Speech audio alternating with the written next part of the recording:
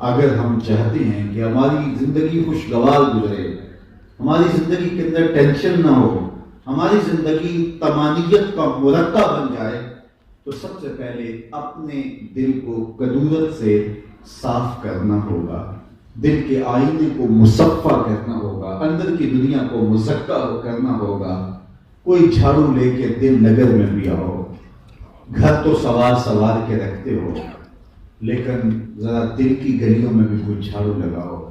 گھروں میں تو چراغاں کرتے ہو، کوئی پیار کا دیا یہاں بھی روشن کرو۔ نفرتوں کے بت توڑو، ایک دوسرے کے قریب ہو جاؤ، اور جب مومن کے لیے، اہل ایمان کے لیے تمہارے دل نرم ہو جائیں گے تو دیکھنا کہ تمہارا رب تم پر کتنی رحمتیں نازل فرمائے۔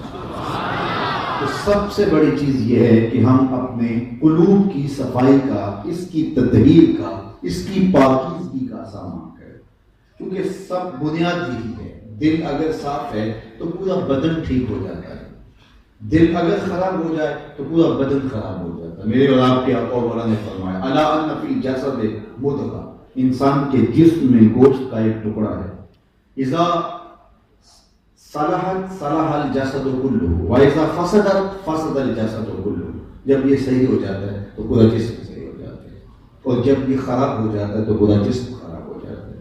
پھر ارشاد فرمایا الا وہی القلب، سن لو، گوشت کے اس ٹکڑے کا نام دل ہے۔ دل کی اصلاح پورے بدن کی اصلاح ہے۔ دل کی اصلاح سے فرد کی اصلاح ہوتی ہے، فرد کی اصلاح سے معاشرہ اصلاح پذیر ہوتا ہے، اور معاشرے کی اصلاح سے ایک خوبصورت زندگی کا تصور ابھرتا ہے جو ہمارا مقصود ہے۔ لیکن ہم اپنے دل کو نفرتوں کے الاؤ میں رکھا ہوا ہے، اور ہر وقت حسد، بغض، کینے ہمارے سینے کے اندر پل رہے ہیں۔ کسی کو اللہ کوئی دولت عطا کر دے، کسی کو عزت مل جائے، کسی کو شہرت مل جائے، تو ہم خام خواہ کی آتش غیظ و غضب میں جل رہے ہوتے ہیں۔ تو اپنے دل کی پاکیزگی کا سامان کرنے کی ہمیں تلقین کی گئی ہے، تو فرمایا یہ صحیح ہو جائے تو پورا جسم صحیح ہو جاتا ہے۔ بلکہ حضرت رومی علیہ الرحمہ نے تو قلم توڑ دیا، دل بدست آور کے حج اکبر است، از ہزارن کعبہ یک دل بہتر است، کعبہ بن گاہے خلیل اطہر است، دل گزر گاہے جلیل اکبر است۔ کہا دل کو قابو میں لے آ، یہی حج اکبر ہے، ہزار کعبے سے کہ دل بہتر ہے۔ کہا اس لیے کہ کعبہ حضرت ابراہیم خلیل کی گزرگاہ ہے، دل رب جلیل کی گزرگاہ۔ اور اگر کعبے بھی چلے گئے، دل ہی صاف نہ ہوا تو وہ کیا کسی نے کہا تھا نا کعبے گیا گال نہیں ہوتی ہے، دلوں نہ ہوگا۔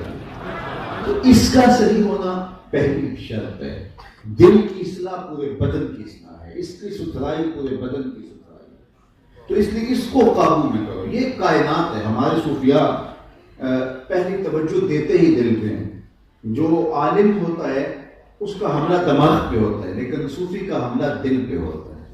وہ سمجھتا ہے دل ٹھیک ہو گیا تو پورا بدن ٹھیک